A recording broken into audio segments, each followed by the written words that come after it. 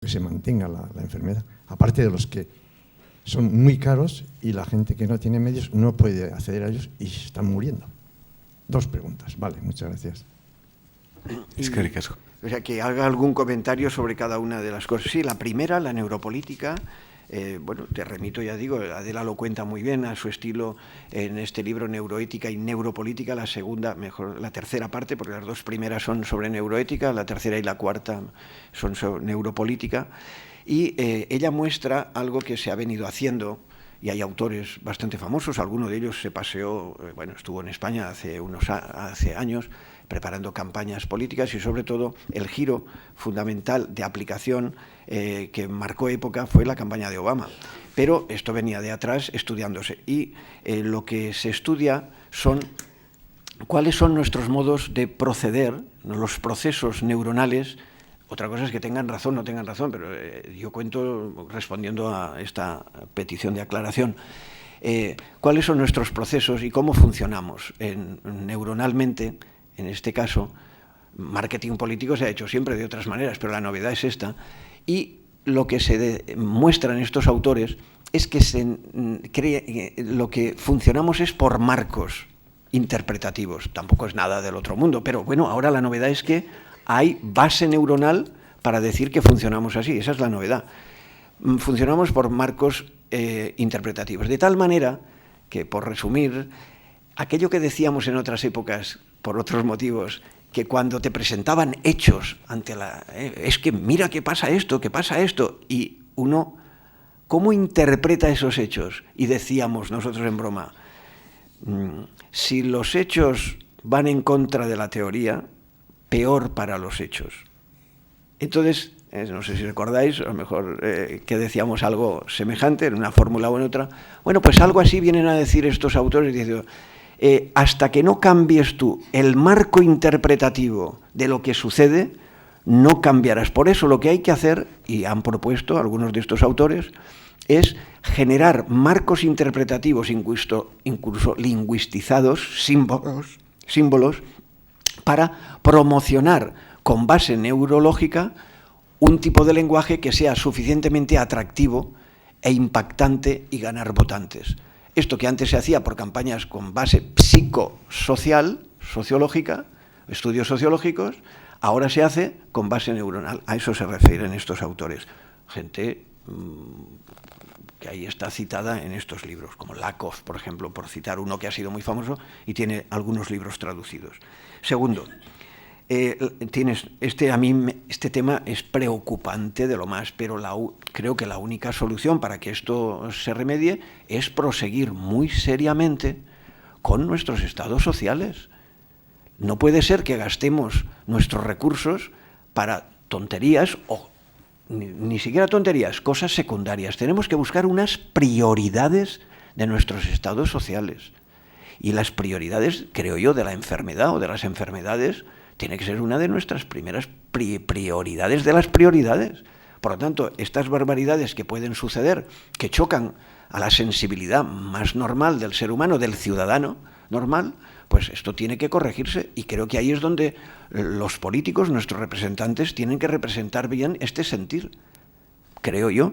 Entonces, la única solución a este problema de la bioética económica, si he entendido bien, claro, y esto no solamente es una cuestión médica, sino, como has dicho, los laboratorios, es decir, las empresas que tienen sus dificultades, y hay que comprenderlo. Esto no es una cuestión de buenos y malos, creo yo, si se habla con responsabilidad, pero sí de un control y una transparencia para que las ganancias no sean unas ganancias desorbitadas para unos.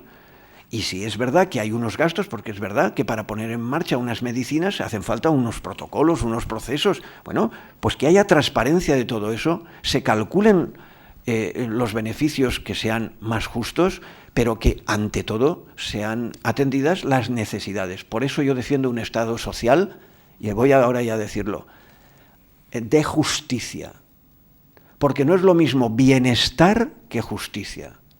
El bienestar se basa, ahora comprenderán por qué he incidido antes tanto, en los deseos, en la satisfacción de los deseos. Entonces, si ganan el número muy utilitaristamente, los que tienen una relativa mayoría basándose en sus deseos, en la satisfacción de sus deseos, entonces podemos ir en contra, incluso democráticamente. Cuidado, esto es muy importante, por eso tenemos de pensarlo. Porque una mayoría, si nosotros estamos acostumbrados a dirigir nuestra vida por nuestros deseos, por eso quiero llegar a este tema, a este nivel. Porque si nosotros nos regimos por nuestra vida, todos los que somos ciudadanos, desde una concepción de ciudadanía, de individuos que lo que buscamos es maximizar nuestros deseos, esas necesidades no serán satisfechas. Mientras no sean las del grupo o de la mayoría correspondiente, o de una minoría influyente que tiene el poder para imponer y sobreponerse. Si queremos justicia, un Estado social de justicia, y no solo de bienestar, que es lo que hemos tenido en la mejor de los momentos. Y esto no está todavía suficientemente, me parece, estudiado. Me parece un tema importantísimo. Por ahí irían las cuestiones. Establecer prioridades de justicia, que no es fácil, pero se han hecho. Cuando estudiaba Economía de la Salud, nos informamos muy bien. Recuerdo porque me lo ofreció Freire, que es uno de los economistas de la salud, y también otros, pero no nombro esto porque él me ofreció una serie de catálogos que habían hecho en los países nórdicos sobre esto hace años. Y es un ejemplo. Nosotros no tenemos por qué copiar, pero sí aprender y no hacer nuestros propios catálogos, nuestras propias prioridades. Lo digo porque es algo que podemos y debemos hacer. Si acaso podemos seguir, pero era por no extenderme más, pero...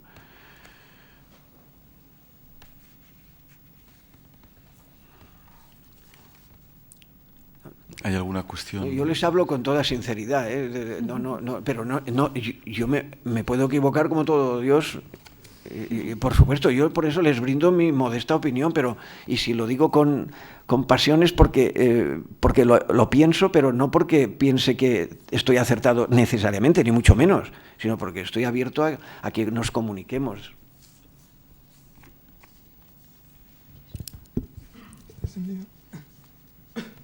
Hola, buenas tardes. Con respecto a la consolidación... ¿Me puede indicar dónde está? Es Aquí. que me gusta ver... disculpe, es que me gusta ver Sí, a la perdón. persona. Claro, persona y ciudadanía, persona. Sí. Con respecto a la consolidación de un Estado social transparente, justo e íntegro por medio de un Estado fiscal en Latinoamérica, ¿qué propuestas haría usted? Hombre, yo lo veo clarísimo que en todas nuestras experiencias, y ahí sí que veo que la compenetración es total. Cuando voy a Latinoamérica, que vamos bastante, Adela va más que yo, pero yo también voy, porque es que les voy a contar un secreto, pero no se lo digan a nadie. Ir en avión me cuesta bastante, sinceramente. Es el único inconveniente que tengo, el único, porque si no, iría, pero cierro el paréntesis, no se lo digan a nadie. Bueno, pues entonces siempre que vamos pensamos que esto hay que transmitirlo y se puede aprender y se podrían hacer programas más explícitos con los diversos países, no para repetir. Yo distingo aquello que he dicho antes también. Creo que hay que distinguir entre copiar y aprender. Copiar, creo que meramente copiar, esto que ahora además es cortar y pegar, que pues eso no va bien. Pero aprender de todas partes y entonces luego adaptar. Esto hay que hacerlo en Latinoamérica, en todos los países, creo yo, porque en la mayoría de países, incluso los que parecen más dinámicos, la cuestión del Estado fiscal no funciona suficientemente bien. Ya tenemos un problema universal con las desigualdades, que parece ser que también se trató, el tema económico, no sé si las desigualdades. Por ejemplo, ahora el libro el bestseller del último año en economía, ya saben que es el Piketty, bueno, trata de este tema. Bueno, pues en este tema, los países incluso más eficientes, entre comillas, en Latinoamérica, tienen un problema de desigualdades tremendas. ¿Cómo se solventa eso? Con un Estado fiscal transparente, que nosotros también tenemos mucho que hacer, sobre todo en la transparencia, pero bueno, por lo menos está relativamente montado. En Latinoamérica hay que hacerlo, y aquí mismo en el País Vasco, que tienen este potencial, y en el resto de España, habría que hacer convenios de tipo generalizado con los diversos países, porque es la única solución para que haya justicia. Es la única, es el único medio, el mejor medio. Todas las experiencias revolucionarias radicales, ¿en qué han acabado? En más injusticia y en opresión. Incluso en la propia Latinoamérica, y ellos mismos han aprendido. Bueno, nosotros mismos de jovencitos, pues estábamos compañeros y alumnos y todos contentísimos, iban a Nicaragua, hemos estado en El Salvador, en diversos países. ¿Qué hemos ido aprendiendo todos? Que el mejor sistema razonable, y si hay otro, nos lo decimos y buscamos cuál es el mejor, es un Estado fiscal como mediación para un Estado social, pero de justicia.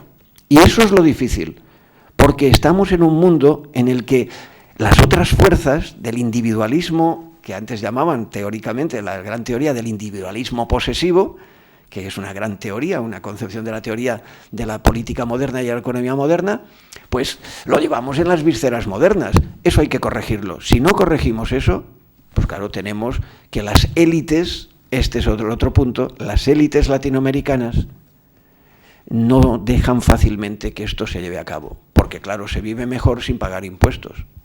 Claro, porque los países de Latinoamérica están como nosotros antes, que apenas se pagan impuestos, y si se pagan con corrupción. Nosotros tenemos, pero es que la corrupción en Latinoamérica, bueno, ya estamos viendo en México.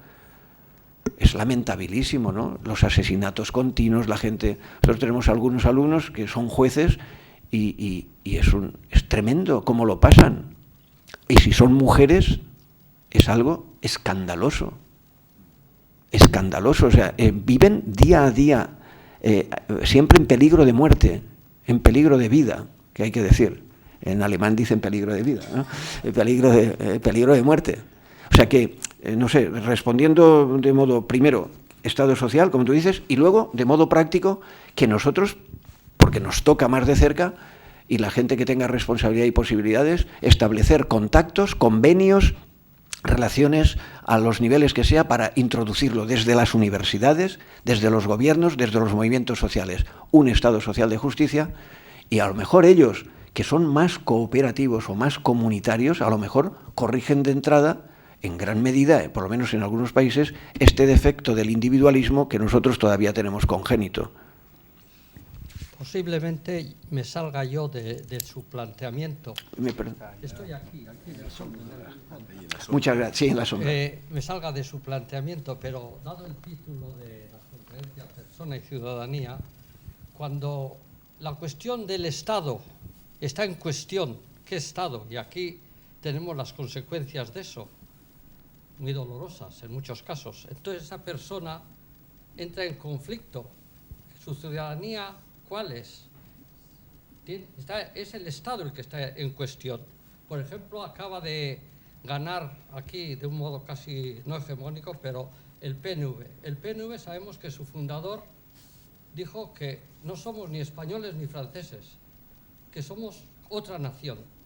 Y ahí hay un conflicto con la situación actual. Entonces, la persona en ese conflicto de ciudadanías, ahí está es la cuestión que yo le planteo.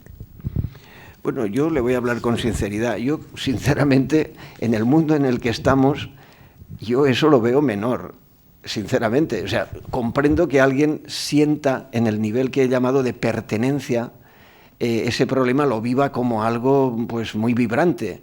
Pero cuando uno se pasea por el mundo, en este momento, sinceramente, y yo lo comprendo, es decir, yo, si a mis amigos, que tengo amigos aquí y en otras partes de España, que me lo dicen de manera más vibrante, yo lo comprendo con esa amistad cívica de reconocernos mutuamente, cada cual desde sus sentimientos.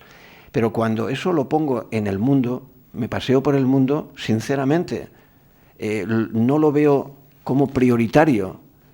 Y comprendo que otra persona puede pensarlo prioritario, pero si lo piensa bien verá que somos interdependientes y que a lo mejor eso puede solventarle unos problemas y a lo mejor si les parece bien, pues ustedes lo pueden hacer. Pero eso no les privará de los problemas del contexto cosmopolítica internacional. Cuando venga, supongamos, el Estado Islámico que hablábamos antes, pues por el hecho de que ustedes sean un Estado no les va a privar, con la ironía correspondiente, de todos los problemas que pueda tener y puedan venir del Estado Islámico o de la financiarización de la economía, que es un problemón tremendo, tremendo, porque esto imposibilita a lo mejor los estados de justicia. Claro. Y eso le va a pasar, sea usted un estado independiente o no sea usted un estado independiente. Entonces, personalmente, yo lo comprendo, que alguien puede decir, bueno, y no pasa nada. Es decir, por otra parte tampoco pasa nada. Es decir, si alguien quiere o tiene una voluntad común de generar eso, pues me parece eso un problema de otro orden. Y lo comprendo, pero lo que no comparto, porque creo que se puede ver con toda claridad, que eso vaya a solventar ninguno de los problemas graves que hoy tenemos de modo interdependiente en el resto del mundo, incluido esa nueva entidad. Porque esos otros problemas son de tal calibre, como veníamos hablando, que nos desbordan. Por nombrarle dos, uno de tipo económico, que hay muchos más. Fíjense, tercero, la inmigración. El problema de la inmigración de todos los países, del 80%, por quedarme corto, del 80% de la humanidad, que no quieren vivir en sus países, que quieren venirse. ¿Usted se imagina que todo el mundo quiera venir a Europa y a Estados Unidos, supongamos, de todo el 80% del resto del mundo? Es un problemón que creo que no se resuelve con que aquí tengamos un Estado más o un Estado menos, sinceramente. Es decir, si hablamos tranquilamente. Lo cual no quiere decir que no se pueda hacer, pero todo esto de lo que estamos hablando no solventa nada. Por nombrar tres problemas.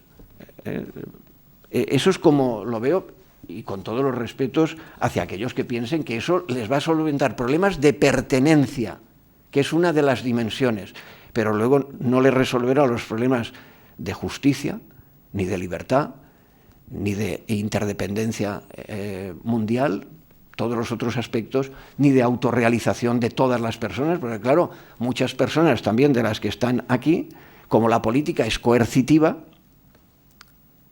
pues también si todo el mundo, si el 100% estuviera de acuerdo, pues bueno, a lo mejor, pero es que como en política no es el 100%, sino que son por mayorías. Habría que ver cuál es la mayoría, entraríamos en un problema, y los demás que no estén de acuerdo, pues también se sentirían mal, supongo yo, que entrarían en ese tipo de problemas, porque pueden que los otros sintieran de otra manera. Entonces, distinguiendo, no sé, resumiendo la pregunta, que me parece muy sensato, muy importante, si se siente como problema de verdad, aunque, en fin, se podrían contar muchas cosas de tipo personal, pero ustedes conocerán más que yo. Resumiendo, eso puede ser un problema sentido en el orden de la pertenencia, eso se resuelve o se puede resolver de la manera que se crea oportuno en ese nivel, pero ese nivel no resuelve los grandísimos problemas de otro orden, de los que yo le he puesto tres. Uno, el de la justicia global o internacional, el de la inmigración, el de Estado Islámico, o el de la financiarización, que es el que yo más he estudiado, y le puedo asegurar que el problemón de la financiarización de la economía internacional es de tal calibre que es una de las razones que imposibilita la justicia. Porque claro, si el reino de las finanzas internacionales, el intercambio del capital, ha producido, que es lo que dice Piketty en su estudio, ha producido un proceso de desigualdades crecientes, fíjense ustedes entonces el problema de la ciudadanía, la injusticia generalizada que está provocando por el hecho de que haya una mayor rentabilidad del capital que del resto de los ingresos de renta. Claro, entonces eso, si no se controla, y es muy difícil controlarlo, pues el problema internacional es que hay menos recursos para los estados sociales de justicia. En fin, todos estos problemas no se resuelven con lo otro. Espero haber... Como ven, yo les contesto y le hablo siempre con toda sinceridad, porque si en estos medios de amistad auténtica cívica no hablamos con tranquilidad y serenidad, ¿por dónde se va a hablar? Porque como yo no defiendo ningún partido porque no tengo unos votos que defender, pues me da igual. Por eso estamos tan bien en estos foros, que me parece maravilloso. Bueno, pues yo creo que terminamos, ¿no?, con broche de... No sé si hay algo más, pero bueno, yo creo que terminamos con broche de oro, y además por eso decía yo al principio que tienes que venir más veces, por eso tienes que venir, yo creo que... No lo sé, a lo mejor no, a lo mejor dicen... ¿Hay alguien más que quiere...? Que no venga. Bueno, otra vez aquí de frente. Sí, perdona. con respecto a la idea y aspiración de justicia, yo considero que el fallo de los estados, y esto de todos los estados del mundo, es que no están gobernados por auténticos políticos, sino más bien por esbozos de políticos que conocen de gestión empresarial, de estrategias de negocios, de negociación, pero en cuanto a las auténticas responsabilidades de un político, un auténtico político, lo que viene siendo la instrucción de los ciudadanos y procurar un equilibrio justo del comportamiento de virtudes generalizado entre los ciudadanos. De esos conocen poco o nada. ¿Cuál es su opinión? Bueno, si vamos en serio a eso, habría que decir, ¿dónde se forman esos políticos? Si vamos profundizando, esos políticos, que hay de todo, porque tampoco se puede generalizar, pero por seguir la línea de lo que tú dices, ¿dónde se forman y en qué se forman? Porque si eso se forman en unas estructuras... El otro día en EdNor tuvimos una sesión muy interesante. Un profesor joven nos contó, bueno, era... ¿qué formación ética tienen los economistas? ¿Qué formación, por poner un ejemplo, lo mismo podríamos decir, ¿qué formación ética tienen? Porque lo que tú estás diciendo supone una formación en ética social, ética política, ética económica. Y entonces, es que es la última que hemos tenido.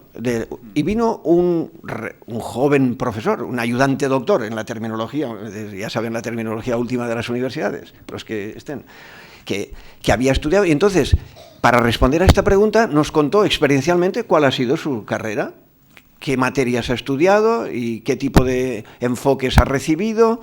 Pues lo mismo podríamos hacer. Estudiemos a ver, generalmente, cómo se forma al profesional, lo que antes les he dicho de los profesionales. Si esos profesionales tienen una mentalidad y son los que instituyen y dirigen las instituciones, pues ¿qué vamos a pedir? Tendríamos que cambiar la formación. Y entonces los ciudadanos decir, no, nosotros queremos que se formen en la responsabilidad tal, solidaria. Pero si tú nombras solidaridad en una facultad de económicas, te dirán que a lo mejor es una externalidad.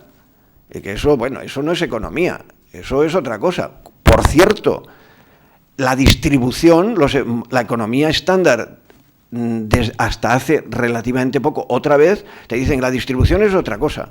La economía es otra cosa. Por cierto, tuve hace poco un debate con una profesora del País Vasco, una catedrática de teoría económica, que fue excelente, pero, bueno, se vieron bien estas diferencias. Ellos tienen unos esquemas, les han formado en esos esquemas, y lo otro no entra en su modelo. Si esa es la formación, mientras no toquemos la raíz, por eso yo he ido a la raíz, si no transformamos la raíz por la que se conforma la mentalidad del ciudadano y de ese ciudadano profesional y de ese profesional cuando entra en la política o entra en la economía y solo piensa en las estrategias, como tú dices, empresariales, que por cierto habría que decir de qué empresa, de qué modelo de empresa, porque modelos de empresa, podemos decir en el País Vasco, hay diversas. Tanto en Valencia como en el País Vasco, por ejemplo, el movimiento cooperativo ha sido desde hace muchos años muy importante. Es otro modelo de empresa, que no ha ganado, pero posible es. ¿La política es posible otra política? Yo creo que sí, pero hay que formarse para ello, hay que convencerse. ¿Y quién está convencido para eso? ¿Y los ciudadanos nos fijamos en eso o nos fijamos en otras cosas que son superficiales para votar? Porque si no nos formamos en este tipo de responsabilidad, supongamos, por decir, solidaria, o el cuidado, a alguien le hablan de la ética del cuidado y dice, bueno, eso harán otros. No, es que a lo mejor la ética del cuidado tiene que incorporarse en la política, lo que yo he acabado diciendo. El cuidado, hay que cuidar. No, cuidar no, yo tengo que tener solamente relaciones de justicia. No, es que a lo mejor la necesidad de justicia es cuidar también, tener la actitud del cuidado. Entonces, yo estoy en ese sentido contigo en que si no se transforma, esos son malos políticos. Pero a ver si los malos políticos son nuestros representantes. Es porque nosotros somos malos ciudadanos. Y no exigimos o no sabemos funcionar bien. O son unos impostores. Eso habría que aclararlo. Claro. Y en último término, lo que he empezado diciendo, tiene que haber una exigencia de nueva formación de nuestros economistas y de nuestros políticos, porque si no, como no están formados, porque a lo mejor se creen que eso no es importante, pues no lo tienen en su esquema, en su horizonte profesional, y les parece que eso está fuera y están acostumbrados a regirse por los criterios de otra racionalidad. La racionalidad es otra, pero ¿y si están equivocados? Porque hay nuevas corrientes en economía, en política, pero se estudian bien, se forman. No lo sé. Esto es lo que habría que seguir trabajando, la formación de nuestros profesionales en la política y en la economía y en la empresa. Muy bien, muchas gracias. Clausuramos de esta forma excelente el ciclo de este año. Gracias por su participación en todos los debates y les convocamos ya para el ciclo del año que viene, que empezamos a diseñarlo en este mismo momento. Muchas gracias, Jesús.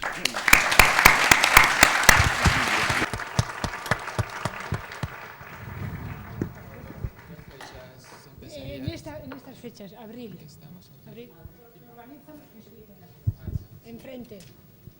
¿Le puedes ir? ¿Cómo cuántas sesiones? Unas 7 conferencias o así, más o menos. ¿Semanales o...? Más o menos sí, un intervalo de...